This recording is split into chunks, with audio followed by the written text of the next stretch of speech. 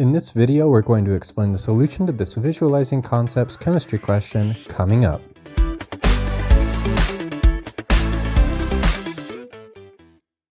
Hey everybody, my name is James Beard and welcome to another Mastering Solutions video where we take the stress out of your science classes.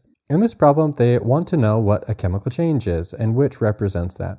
So before we start on that, it's good to differentiate the difference between a physical change and a chemical change. So a physical change is where we basically get the rearrangement of something, but we're not fundamentally changing the structure or the arrangement of the atoms in a compound or a substance.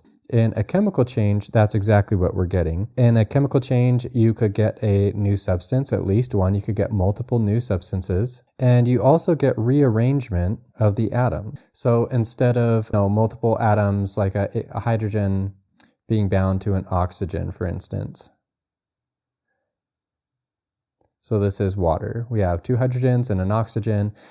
We are breaking those and they get rearranged. So over here in these pictures, they want to know which of these, the top one or the bottom one, represents a chemical change.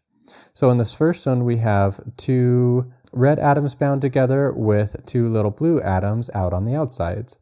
And if we look over here, that's the exact same thing we have. They just kind of change the orientation where they are in space. So this would be a physical change. No fundamental change, no restructuring occurred. We don't have any new substances or new compounds. Before we finish this problem, if you found this video helpful so far, please hit the like button, subscribe, and comment below if this was a helpful explanation to you so others and myself can know that it helped you with your homework. Thank you. Whereas down here, we have the same picture, the same thing we're starting out with, but now the blue atoms are still bound to each other, but the blue ones are separated and they're no longer bound to the red ones, and they've bound to each other and over here. So this is, as we talked about, a chemical change where we have at least one new substance and the atoms have rearranged in what they're bound to.